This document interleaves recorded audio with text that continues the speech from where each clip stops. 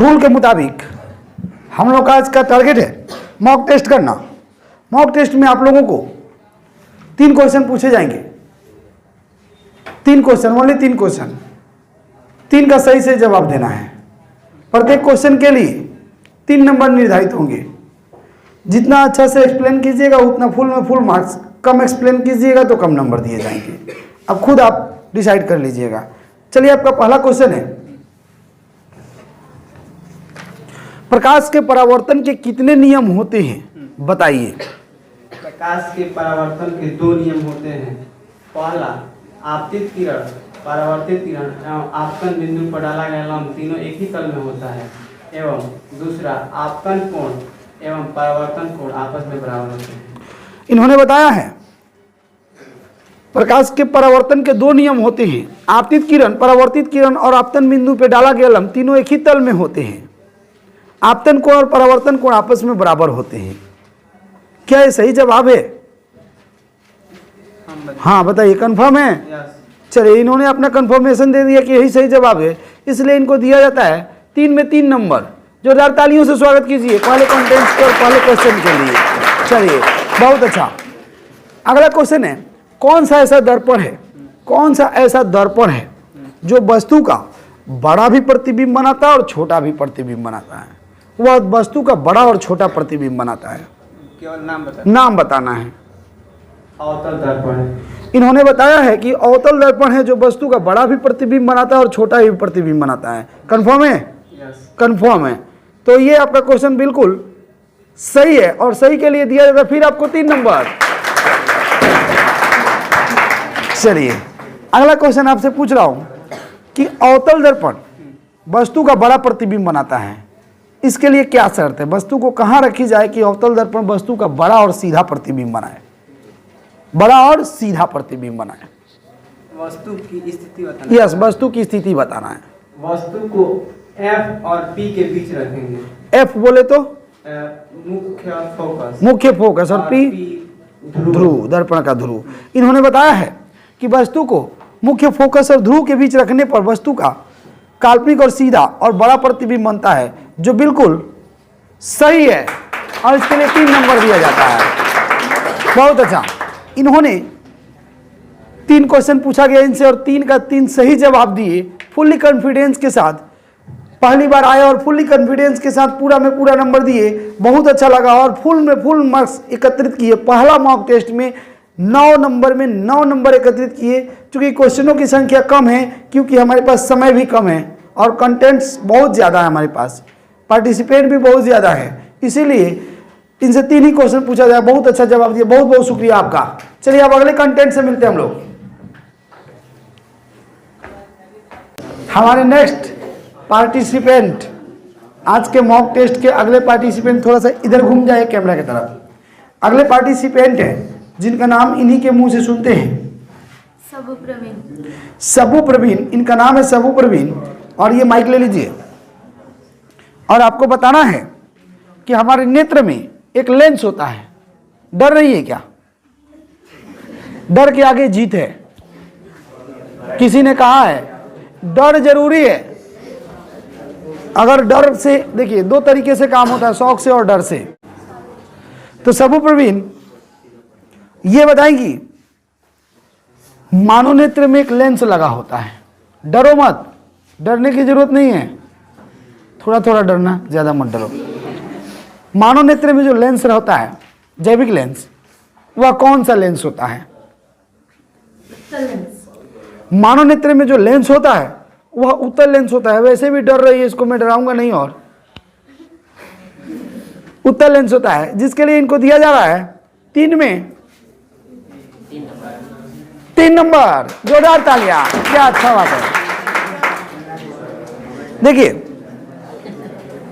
हमारा जो नेत्र होता है, एक नेत्र, एक आंख, सुन लीजिएगा, हमारा एक नेत्र कितना डिग्री क्षेत्र को देख सकता है? कितना डिग्री क्षेत्र को देख सकता है? इन्होंने बताया है 150 डिग्री। और ये आंसर इनका बिल्कुल, आप ही लोग बोल दिए सही है, तो मैं क्या बोलूं? ये आंसर इनका बिल्कुल सही है। इसको बहुत बढ़िया, इनको दिया जा रहा है फिर 3 में 3 नंबर, बहुत सही जवाब दिया इन्होंने। चलिए ये बताइए, एक छोटा सा क्वेश्चन पूछूंगा, बहुत छोटा सा क्वेश्चन है, अगर समझ गए तो आसान से जवाब होगा, नहीं समझे तो जानते हुए भी आंसर नहीं दे पाइएगा। हमारा एक आंख 150 डिग्री क्षेत्रफल को देख सकता है, ओके, तो 2 आंख कितना एरिया को देख सकता है? 180। तो एक आंख 150 डिग्री, तो 2 आंख इन्होंने बताया 180 डिग्री, तो एक आंख 150 तो 2 आंख 390 होना चाहिए था, लेकिन इन्होंने बताया 180 डिग्री होता है, और ये बिल्कुल सही जवाब है। बहुत सही जवाब दिया, बहुत बहुत शुक्रिया आपका। एक आंख 150 डिग्री देखता है तो 2 आंख कितना देखता है? 180 डिग्री क्षेत्रफल को देख सकता है। इसका कारण आप लोगों को क्लास में बताया गया होगा। चलिए, बहुत अच्छा जवाब दिया इन्होंने, 9 में 9 नंबर लाया। हमारे नेक्स्ट कंटेंट, नाम क्या आपका? अनु कुमारी हमारे नेक्स्ट कंटेंट है। इनसे 5 क्वेश्चन पूछे जाएंगे साइंस के, और देखते हैं 5 में कितना नंबर एग्रीगेट करते हैं। प्रत्येक क्वेश्चन के लिए 3 नंबर है, और सही से एक्सप्लेन करेंगे तो 3 में 3 दिया जाएगा। क्योंकि पहली चांस है आप लोगों का, इसीलिए आपको प्रोत्साहित करने के लिए फुल में फुल मार्क्स दिया जा रहा है। लेकिन अगले मॉक टेस्ट में आप अच्छे से जवाब नहीं दीजिएगा तो बहुत ज़्यादा नंबर कटौती होगा। ओके, तो फर्स्ट मॉक टेस्ट है आपका, इसीलिए आप लोगों से ज़्यादा मतलब एक्सपेक्ट नहीं किया जा रहा है। फिर भी बहुत बड़ी बात होती है कैमरे के सामने बोलना। चलिए, तो आपसे पहला क्वेश्चन पूछा जाएगा, ये बताइए, किसी भी गैस को सीधे ठोस बना देते हैं या ठोस से सीधे गैस बन जाता है, इस प्रक्रिया को क्या कहा जाता है? इसका जवाब आप देंगे। ठोस से सीधे गैस बनना क्या कहलाता है? ठोस से सीधे गैस, यस, निक्षेपण। निक्षेपण। ओके, और गैस से ठोस का बनना? सर ऊर्ध्वपात, और गैस से ठोस बनना निक्षेपण। बहुत बढ़िया, गैस से ठोस बनना इन्होंने निक्षेपण बताया, और ठोस से गैस बनना ऊर्ध्वपातन। वैसे दोनों को ऊर्ध्वपातन आप बोल सकते हैं, लेकिन आपने सही जवाब दिया, इसके लिए इनको दिया जाता है 3 में 3 मार्क्स। बहुत अच्छा। ये बताइए मुझे, बहुत ही शानदार सा क्वेश्चन आपके सामने आ रहा है। ये बताइए, वाष्पीकरण जब भी होता है, किसी भी जगह पे भाप बन के पानी उड़ जाता है, तो उसके आसपास ठंडक क्यों महसूस होता है? क्योंकि वह आसपास के ऊर्जा को अवशोषित करके वाष्पीकृत हो जाता है। क्या बात है, आसपास की ऊर्जा को अवशोषित कर लेता है और वाष्पीकृत हो करके ऊर्जा के साथ उड़ जाता है, इसलिए हमारे आसपास कैसा महसूस होता है? ठंडा, शीतल महसूस होता है। बहुत अच्छा जवाब दिया, शॉर्टकट में जवाब दिया, लेकिन बहुत ही सुंदर जवाब दिया, इसलिए इनको दिया जाता है फुल में फुल मार्क्स। बहुत बढ़िया, क्या बात है, लड़कियां आगे चल रही है अभी तक, 2 क्वेश्चन में लड़कियां आगे चल रही है। चलिए, आपसे मैं पूछता हूं, वाष्पीकरण को प्रभावित करने वाले कौन कौन से कारक हैं? वाष्पीकरण को प्रभावित करने वाले मतलब कौन कौन से चीज के द्वारा वाष्पीकरण बढ़ता है या घटता है? एक्सप्लेन किया जाए।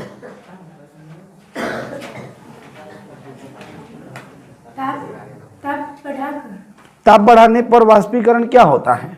वाष्पीकरण की दर बढ़ती है। बहुत बढ़िया, ताप बढ़ाने पर वाष्पीकरण बढ़ती है। नेक्स्ट, दाब घटाने पर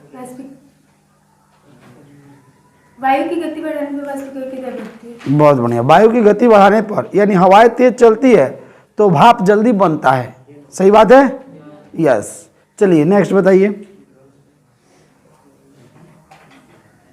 और कोई जानकारी दीजिए। बहुत अच्छा खेल रहे हो आप लोग। 27 क्षेत्रफल बढ़ने पर क्या होता है? वाष्पीकरण की दर बढ़ती है। बहुत अच्छा, सतह का क्षेत्रफल बढ़ने पर वाष्पीकरण की दर बढ़ती है। इन्होंने बताया सतह क्षेत्रफल बढ़ने पर वाष्पीकरण की दर बढ़ती है। इसे ये निष्कर्ष निकलता है कि इन्होंने सही सही जवाब दिया और इनको दिया जाता है 3 में 3 मार्क्स। चलिए ये बताइए, आपसे क्वेश्चन पूछा जाए, बहुत ही शानदार सा क्वेश्चन पूछने जा रहा हूं। डिग्री सेल्सियस को, डिग्री सेल्सियस नाम सुने ना? तापमान का मात्रक है, को केल्विन में बदलना है, डिग्री सेल्सियस को केल्विन में बदलना है, तो कौन सा उपाय करते हैं? डिग्री सेल्सियस को केल्विन में बदलने के लिए कौन सा उपाय किया जाता है? डिग्री सेल्सियस प्लस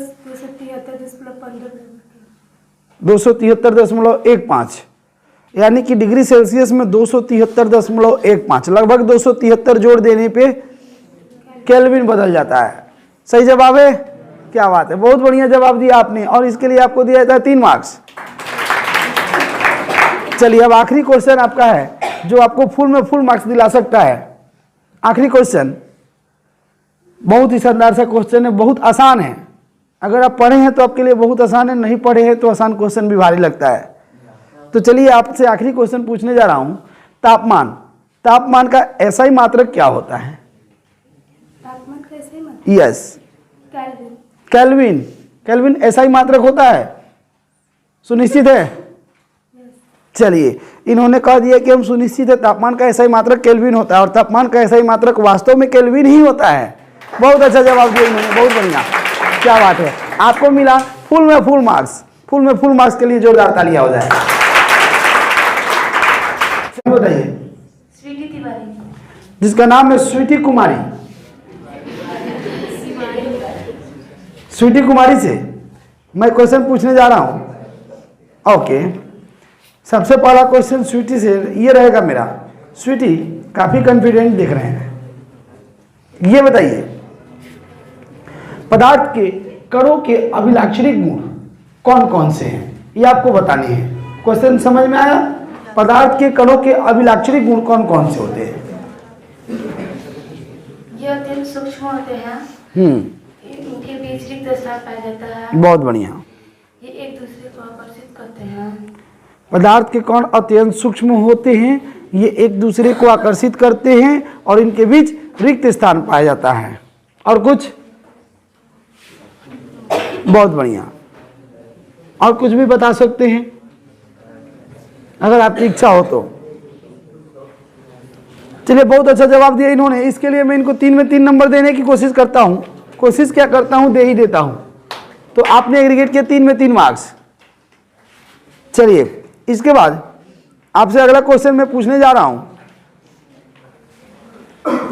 ये बताइए, स्विमिंग पूल का नाम सुने हैं, जिसमें गोताखोर लोग या कोई भी आदमी तैरते रहता है। तो ये बताइए, स्विमिंग पूल में एक गोताखोर तैरने वाला इंसान पानी को काट के आगे बढ़ जाता है, लेकिन वही मैं बोलूं ईंट का एक मतलब खूब बढ़िया ईंट सजा के रख दूं और बोलूं उसमें गोता लगा के उस पार निकल जाइए तैर के, तो निकल पाएंगे? नहीं। लेकिन स्विमिंग पूल में पानी होता है, पानी को काट करके आगे बढ़ सकते हैं, लेकिन ईंट को काट के आगे नहीं बढ़ सकते हैं। कारण क्या है? क्योंकि उसमें आकर्षण बल कम होता है। किस में? पानी में। माइक में बोलिए। पानी में कम होता है। क्योंकि पानी का आकर्षण बल कम होता है और उसके कण एक दूसरे को कमजोर पकड़े होते हैं, इसलिए गोताखोर उसको आसानी से काट के आगे बढ़ जाता है। बहुत अच्छा जवाब दिया आपने। इसके लिए मैं आपको देता हूं 3 में 3 मार्क्स। बहुत अच्छा। ये बताइए, द्रव का नाम सुने हैं? द्रव की कोई भी 4 गुण बताइए। द्रव पदार्थ के कोई भी 4 गुण बताइए। अगर 4 नहीं बताए, आधा बताए तो आपको 1 नंबर, 3 बताए तो 2 नंबर, 4 बताए तो 3 नंबर दिए जाएंगे। चलिए अपना बताना शुरू कीजिए। द्रव के 4 गुण बताइए।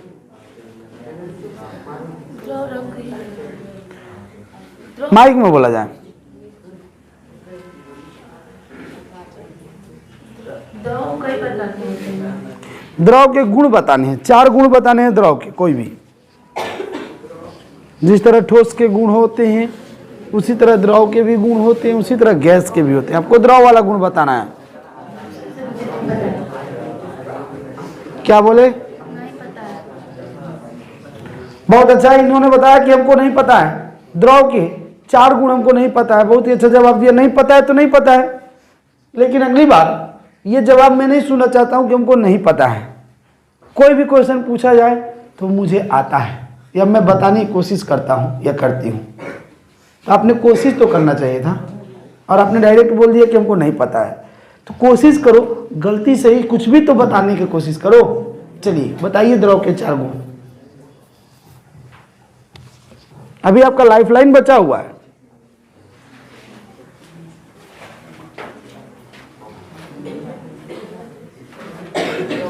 लाइफलाइन चाहिए? चलिए, इनको लाइफलाइन चाहिए। लाइफलाइन किससे लेना चाहती हैं आप? पल्लवी, पल्लवी जो कोई भी है कराऊंगी। और लाइफलाइन के लिए रेडी हैं? तो पल्लवी बताइए, द्रव के 4 गुण आप बताएंगी, द्रव के 4 गुण, और इनकी मदद करेंगी। इसके आकार का आयतन निश्चित होता है, इसके अणु दूर दूर तक पाए जाते हैं, और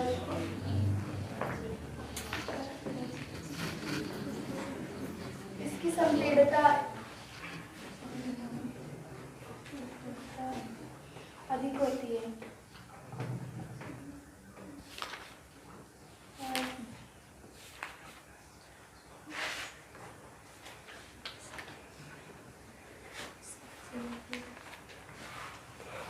इन्होंने बताया इसका, और इसके कणों के बीच आकर्षण बल पाया जाता है। कैसा पाया जाता है? कैसा आकर्षण बल पाया जाता है?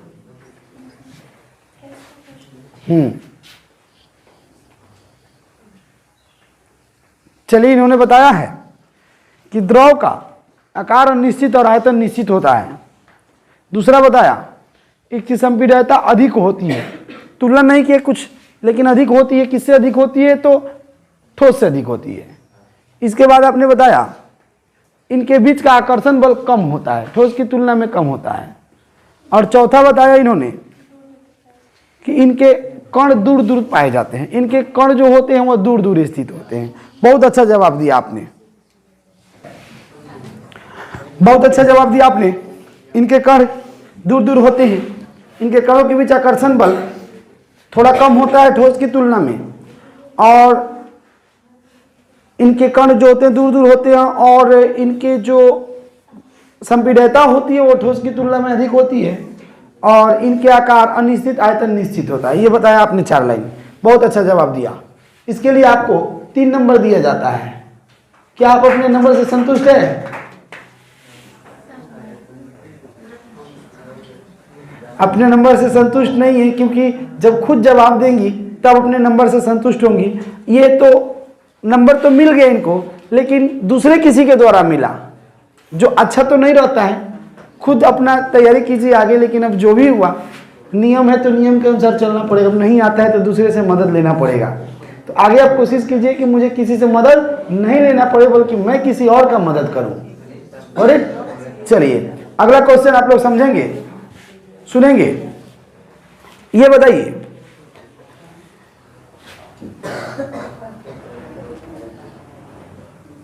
लद्दाख का नाम सुने हैं?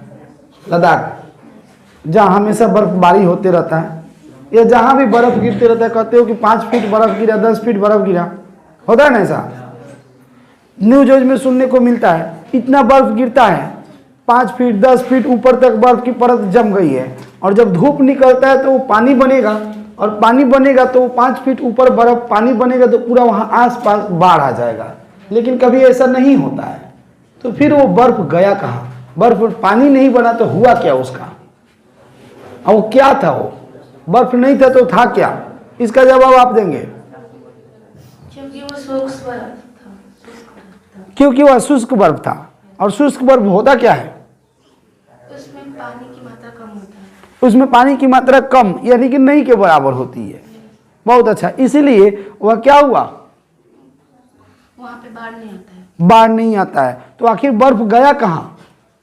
वो धूप उगने पर वाष्पीकृत हो जाता है। धूप निकलने पर वह वाष्प बन के उड़ जाता है, यानी ठोस से सीधे गैस बन जाता है। तो उसको केमिस्ट्री की भाषा में कह देते हैं ऊर्ध्वपातन हो गया। वह बर्फ किस चीज का बना था? वह बर्फ किस चीज का बना था? CO2 का बना था। वह बर्फ कार्बन डाइऑक्साइड का बना था। बहुत बढ़िया, बहुत ही अच्छा जवाब दिया इन्होंने। वह बर्फ कार्बन डाइऑक्साइड का बना था, इसलिए वहां पे कोई भी अवशेष नहीं बचा, वो सीधे गैस बन के वायुमंडल में उड़ गया और बाहर नहीं आया। क्या बात है, कितना अच्छा दिमाग रखते हो, बहुत बढ़िया, जोरदार तालियां हो जाए इनके लिए। आपके क्वेश्चनों की संख्या हुई 4 और आपने नंबर एकत्रित किया 12, जिसमें से आपका ओरिजिनल नंबर है 9 और इंक्लूडेड मतलब दूसरे किसी के द्वारा दिलवाया गया नंबर 3। और आपका आखिरी क्वेश्चन है, ये आपको फुल में फुल मार्क्स दिला सकता है या फिर 12 पे ही स्टॉप करा सकता है ना ऐसा? चलिए, तो आपका आखिरी क्वेश्चन है, ध्यान से सुनिएगा, लीजिए माइक।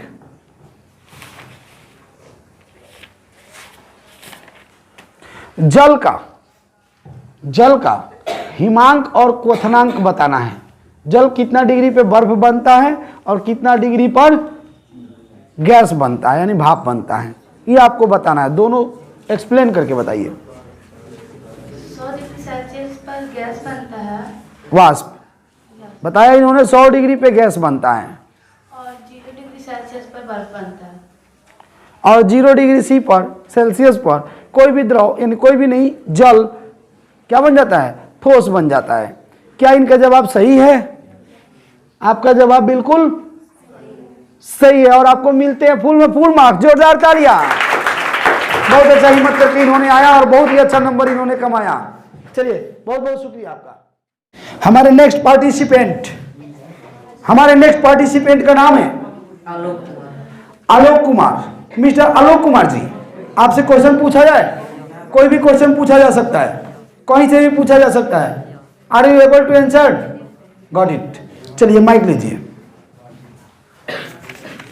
ये बताइए, हमारे नेत्र में वस्तु का प्रतिबिंब किस भाग में बनता है? सर रेटिना पर। रेटिना पर बनता है। रेटिना पर बताया इन्होंने, कंफर्म है? इन्होंने बोला कि कंफर्म हूं कि रेटिना पे ही बनता है। इसके लिए इनका 3 में 3 नंबर दिया जाता है। बहुत बढ़िया। हमारे नेत्र जो होता है, कहते हैं लोग नेत्रदान महादान है। नेत्र को दान करने के लिए मृत्यु के कितने घंटे तक आप नेत्र दान कर सकते हैं? 4 से 6 घंटे। बहुत बढ़िया। इन्होंने बोला कि मृत्यु से 4 या 6 घंटे के पश्चात तक बाद तक ही अपने नेत्र को दान कर सकते हैं। समझ रहे हो? और जो इनका जवाब बिल्कुल सही है और इनको दिया जा रहा है, नंबर तो दे लेने दो। अब नंबर नहीं दूं, 3 में 3 नंबर दे रहा हूं। अब ताली बजाओ, बस रहने दो, अब रहने दो, बहुत हुआ। ये देखिए, नेत्रदान महादान कहा जाता है। और कुछ लोग सोच रहे होंगे कि हम नेत्र दान कर देंगे तो कैसे दिखेंगे? अरे निकम्मे कहीं के, और लाश को कैसे दिखेगा? तुम तो मर चुके हो ना, तब न नेत्र दान करोगे। मरने के बाद नेत्र दान किया जाता है, पहले ही नहीं दान हो जाता है। नहीं कि दान करके और अंधे होके घूम रहे हैं, ऐसे नहीं किया जाता है। तो आप लोग नेत्रदान कर दीजिएगा। नेत्रदान करने की कुछ शर्तें होती है, जैसे कि कोई बीमारियां नहीं होनी चाहिए, अनुवांशिक बीमारियां नहीं होनी चाहिए। इस तरह की कोई भी बीमारी होती है तो नेत्रदान नहीं किया जाता है। इसीलिए आप लोग नेत्रदान करें और जो नेत्रहीन हैं उनको रोशनी प्रदान करें।